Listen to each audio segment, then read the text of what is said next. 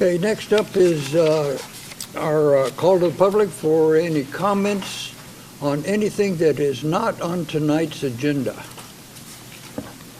You'll have 3 minutes. Timer will be used so that everybody is treated equally. As noted on the agenda, public comments provide an opportunity for attendees to address the Planning Commission on any item that's not on tonight's commission. With that, please come to the podium and open up public comments. Please state your name for the record. I am Jose Camacho. I'm representing myself and Friends of Smith Cove. I'm here because Will you speak into the microphone, please? I'm here because I object to a partner of Southwest Group being in the planning commission. There is a specific reason why. Map B and interrupted buffers, Bremerton Shoreline Master Program are clearly void. They are spot zones for the Evergreen Pointe project and future Evergreen Pointe projects. This is essentially a rigging. Comprehensive plans, Shoreline Master Programs do not allow... Thank you. Do not allow spot zones. And that's basically what it is. Map E is specifically and for no other developer but Southwest Group. Friends of Smith Cove and my neighbors are right across the street from the Evergreen Pointe. Now we have a situation where a partner of Southwest Group is going to be making decisions. Evergreen Pointe is still pending. So I can't believe the mayor even did it and it was even voted for. The other thing is we have a current comprehensive plan. It inherently incorporates the Shoreline Master Program, which has Map E in it, which has interrupted buffers in it. I have public records. So all of this I'm basing at looking at actual city documents, actual DCD records. Interrupted buffers is basically opening up the doors. I counted it. I looked at the map. There are over 30 interrupted buffers. Basically, parcels that are free of law. Evergreen Pointe is limited to 35 feet under 2 separate provisions. But because of Map E's isolated designation gimmick, DCD gave it a free pass. Should not have happened. I repeatedly brought this to the attention of the city, DCD, whoever wants to hear. Now we're into a comprehensive plan phase. It's wasting the city's time because the comprehensive plan under particular statutes of the Growth Management Act will never be valid as long as it contains a Shoreline Master Program, which was finally enacted in 2021. So you can go on, but this isn't going to go away.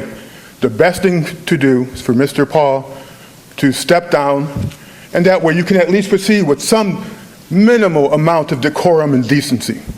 Thank you. Thank you. Is there any other comments?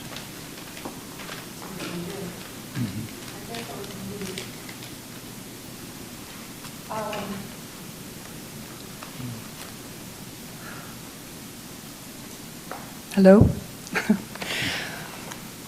My name is Robin Weldon, and I am also here representing the Friends of Smith Cove. Will you please speak into the microphone? Thank you. I'm here to represent the Friends of Smith Cove, and I incorporate and adopt all of Mr. Camacho's comments. I agree wholeheartedly with him about the appointment of Mr. Paauw.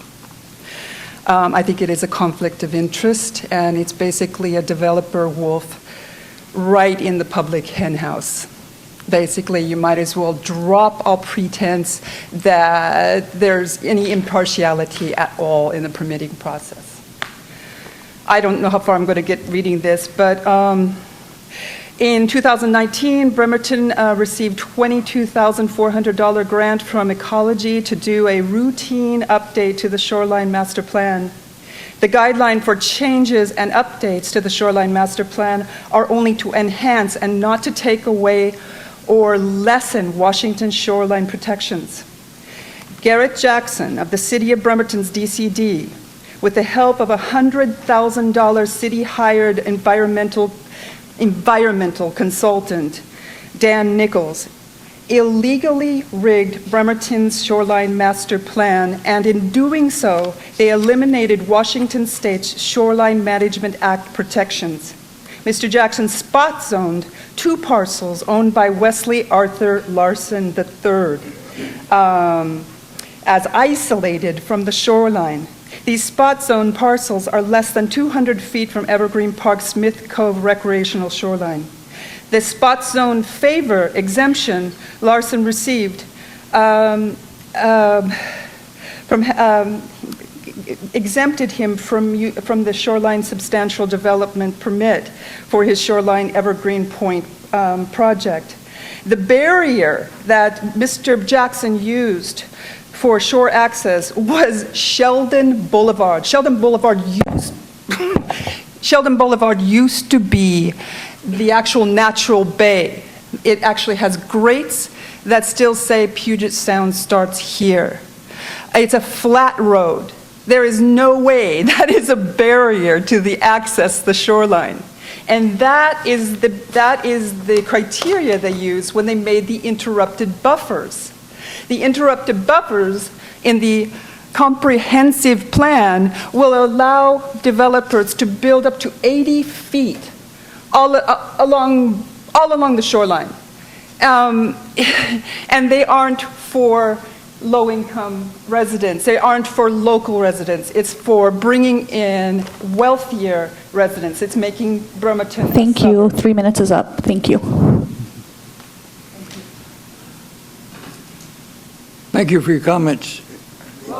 Are there any other comments?